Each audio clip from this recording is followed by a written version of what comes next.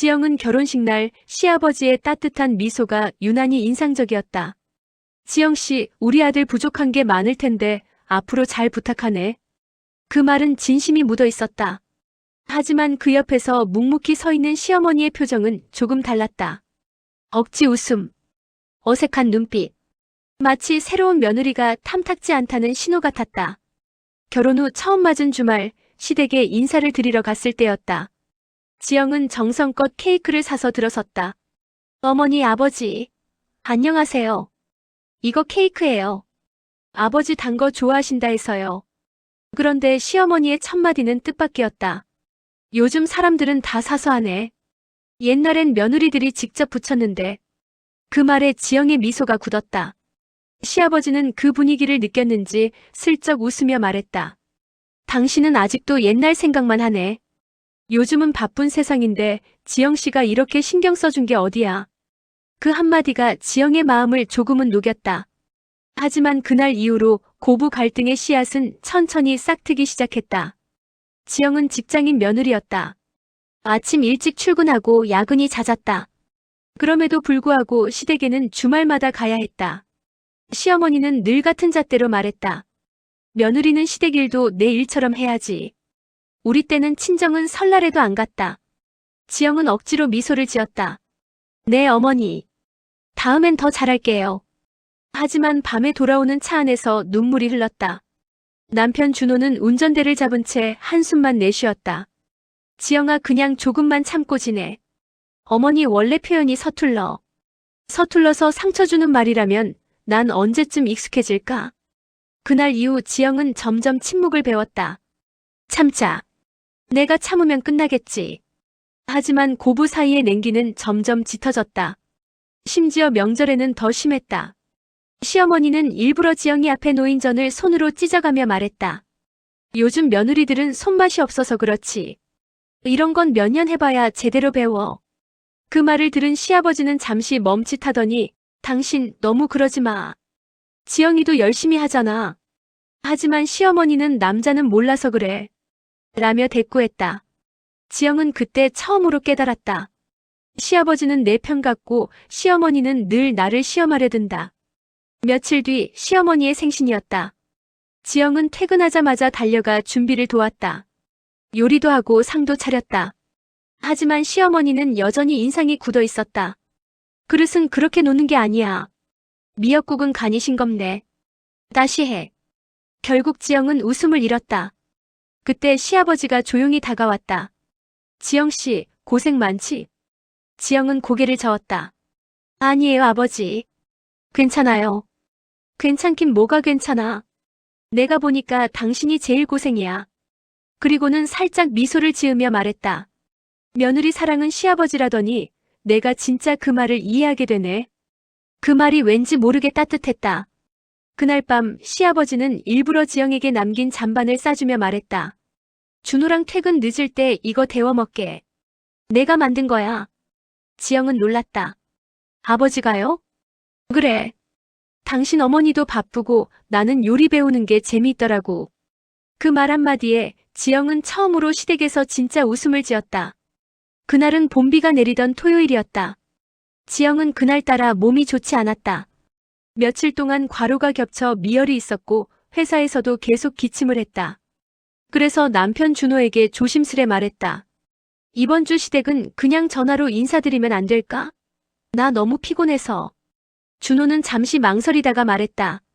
그래, 내가 말씀드릴게. 아버지는 이해하실 텐데 어머니가 좀 뭐라 하실 수도 있어. 그 예감은 정확히 들어맞았다. 그날 저녁 시어머니에게서 전화가 왔다. 지영아, 몸이 좀 안 좋다고. 그래도 며느리가 집안 어른 생신 앞두고 얼굴도 안 비추면 어떡하니? 지영은 죄송하다는 말을 몇 번이나 반복했다. 하지만 그 다음 날 시어머니는 친척 단톡방에 의미심장한 메시지를 남겼다. 요즘 젊은 며느리들은 너무 자기 위주야. 시댁은 뒷전이고. 그 글을 본 순간 지영은 손이 떨렸다. 그 단톡방에는 자신도 포함되어 있었다. 나를 두고 하는 말이구나. 분노보다 더 아픈 건 서러움이었다. 눈물이 흘러도 그걸 남편에게조차 말하지 못했다. 준호는 회사 일로 바빴고 어머니가 그냥 잠깐 서운해서 하신 말씀일 거야라며 대수롭지 않게 넘겼다. 그날 밤 지영은 혼잣말처럼 중얼거렸다. 나는 왜 늘 변명해야 하지? 며칠 후 회사 동료의 결혼식이 있었다. 지영은 오랜만에 예쁜 옷을 입고 기분 좋게 다녀왔다. 그런데 시어머니가 그 사진을 우연히 SNS에서 본 모양이었다. 그날 저녁 또 전화가 걸려왔다. 아픈 사람 치고는 멀쩡하네. 결혼식은 가고 시댁은 못 오고. 그 말투엔 실망보다 비난이 가득했다. 지영은 당황해서 설명했다. 어머니, 그날은 친구 결혼식이었고요. 이미 축의금도 내고 약속을 잡아둔 거라서. 그럼 몸이 아파서 시댁은 못 와도 친구 결혼식은 가도 된다는 거니? 전화기 너머의 말에 지영은 할 말을 잃었다. 그저 조용히 죄송합니다만 반복했다. 그런데 그 통화를 듣고 있던 시아버지가 전화를 받았다. 여보, 지영이 좀 그만해. 요즘 회사 일도 많다는데 그렇게 몰아붙이면 어떡해. 당신은 늘 며느리 편만 들잖아. 내가 나쁜 사람이라도 된 것 같네. 그날 밤 시댁에는 싸늘한 정적이 흘렀다. 그리고 그 싸늘함은 고스란히 지영의 마음으로 흘러들었다. 며칠 후 시댁 가족들이 모두 모이는 날이었다.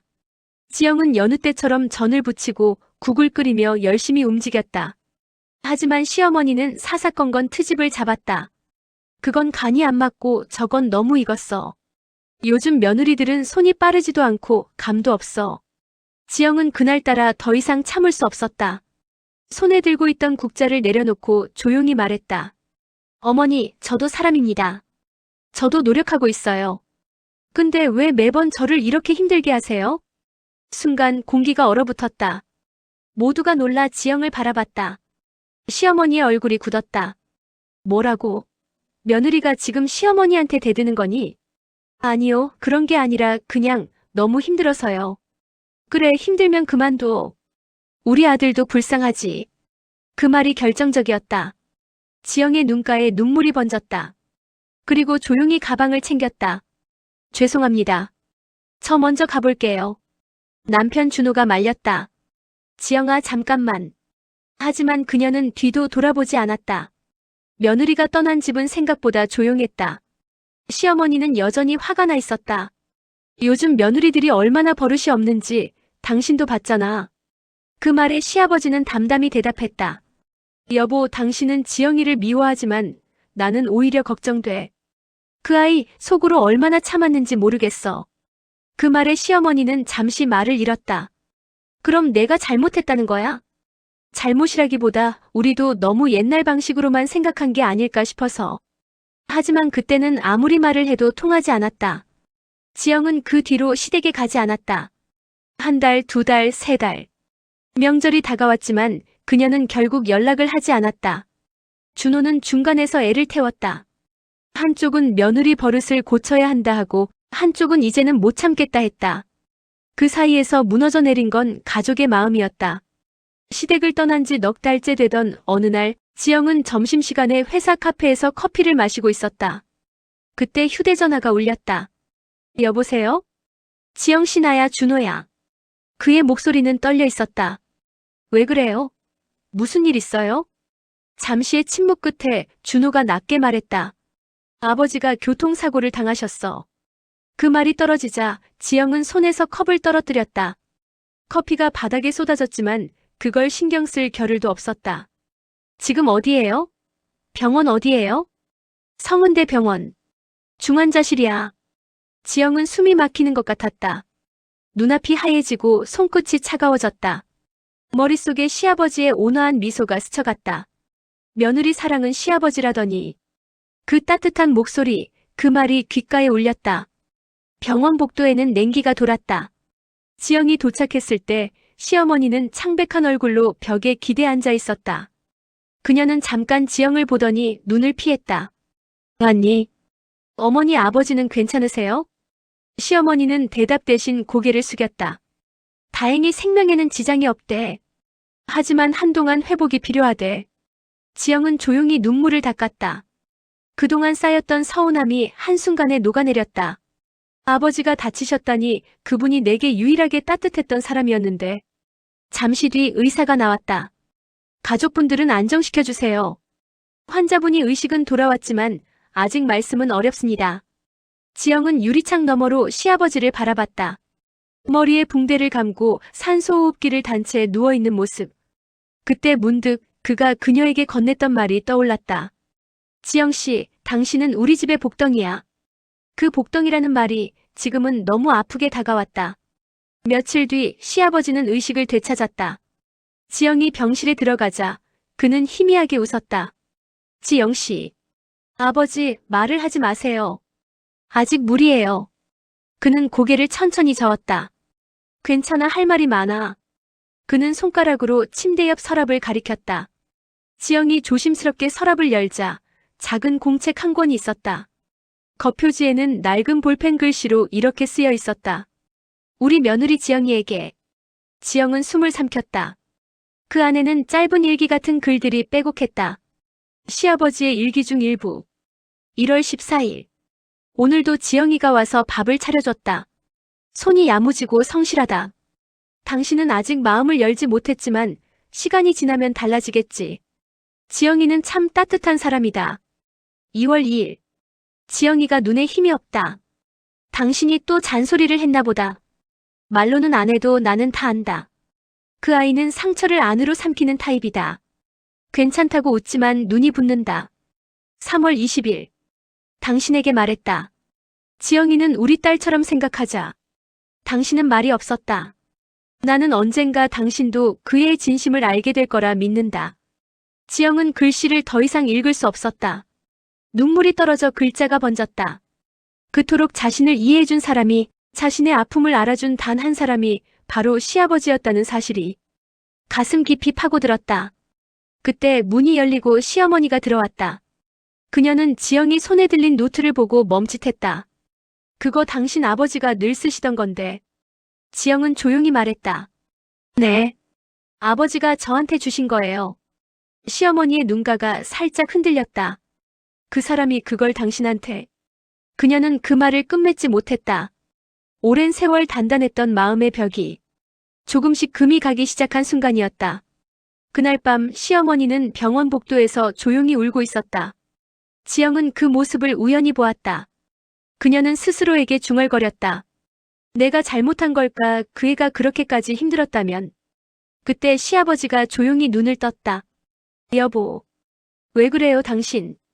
가만히 있어요. 그는 약한 목소리로 말했다. 지영이 좋은 아이야. 당신도 이제 그만 미워해. 그 말에 시어머니는 고개를 숙였다. 눈물이 떨어졌다. 그제야 그녀는 깨달았다. 며느리를 미워한 게 아니라 아들을 잃을까봐 두려웠던 자신을 미워해야 했다는 걸. 시간은 조용히 흘러갔다. 시아버지는 다행히 빠르게 회복 중이었다. 며칠 후 중환자실에서 일반 병실로 옮기게 되던 날, 시어머니는 손수 지영에게 도시락을 내밀었다. 이거 당신 점심 먹으라고 싸왔어. 지영은 놀란 눈으로 도시락을 바라봤다. 저요? 어머니가요? 그래. 내가 뭐 대단한 건 아니고 그냥 미안해서. 뚜껑을 열자 잡채와 동그랑땡, 그리고 지영이 좋아하던 멸치볶음이 있었다. 시어머니는 괜히 눈을 피하며 덧붙였다. 그때 당신이 잡채 좋아한다고 했잖아. 기억나서 해봤어. 지영은 한참 동안 아무 말도 하지 못했다. 그저 눈물이 차올라 고개를 숙였다. 감사합니다, 어머니. 그 말에 시어머니도 작게 웃었다. 이제 미안합니다 말고 고맙습니다라고만 하자. 그날 두 사람은 처음으로 같은 밥상에서 웃었다. 비록 병실이었지만 그 작은 식사에는 오래된 벽을 허무는 온기가 있었다. 며칠 후 시아버지는 퇴원하게 되었다. 퇴원 전날 밤 그는 조용히 지영을 불렀다. 지영씨, 이거 좀 받아줘. 그는 봉투 하나를 내밀었다. 그 안에는 손편지 한 장과 등기 우편 영수증이 있었다. 지영은 의아한 표정으로 물었다. 이건 뭐예요? 시아버지는 미소 지었다. 내가 사고 나기 전날 우체국에 갔었어. 그때 이 편지를 당신 앞으로 보내놨어. 그런데 사고가 나서 못 전해질까봐 혹시 몰라 복사본을 하나 남겨뒀지. 지영은 그 편지를 펼쳤다. 시아버지의 편지. 지영 씨에게. 나는 가끔 그런 생각을 해. 며느리 사랑은 시아버지라는데 그 말이 왜 생겼을까? 어쩌면 며느리를 바라보는 시아버지는 그녀의 속마음을 가장 객관적으로 볼 수 있어서 그런 게 아닐까? 당신은 참 열심히 사는 사람이야. 회사에서도 집에서도 늘 최선을 다하지. 그런데 세상은 그런 사람에게 유난히 더 차갑게 굴 때가 있더라. 내 아내는 고집이 세지만 마음이 약한 사람이야. 나를 잃을까봐, 아들을 잃을까봐. 그래서 당신에게 괜히 나를 세운 거야. 언젠가 그 사람이 당신 손을 꼭 잡는 날이 올 거라 믿는다. 그날이 오면 우리 가족은 진짜 하나가 되는 거겠지. 당신의 시아버지, 정만석 올림. 지영은 편지를 다 읽고 나서 천천히 눈을 감았다. 그리고 조용히 중얼거렸다. 아버지, 그날이 이제 온 것 같아요. 몇 달 뒤 추석이 다가왔다. 지영은 이번에는 망설이지 않고 시댁으로 향했다. 문을 열자 시어머니의 목소리가 들렸다.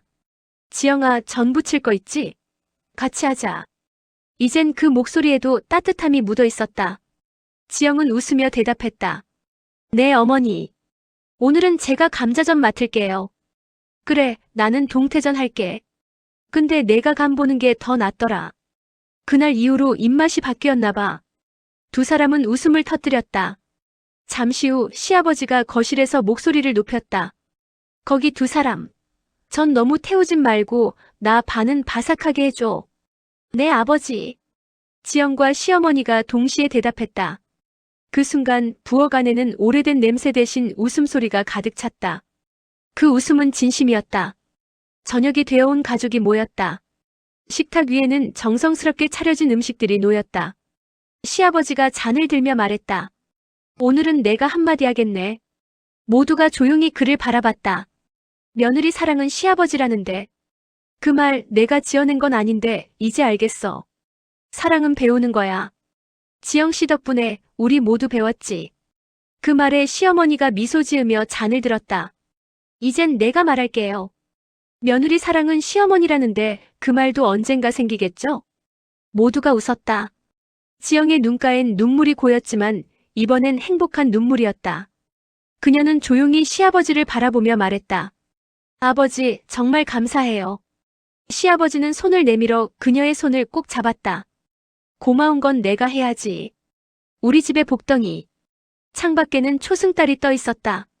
그 빛이 부엌 창문으로 비쳐 들어오며 세 사람의 얼굴을 은은하게 감쌌다. 그 순간 오랜 오해와 상처는 모두 사라지고 가족이라는 이름만이 남았다.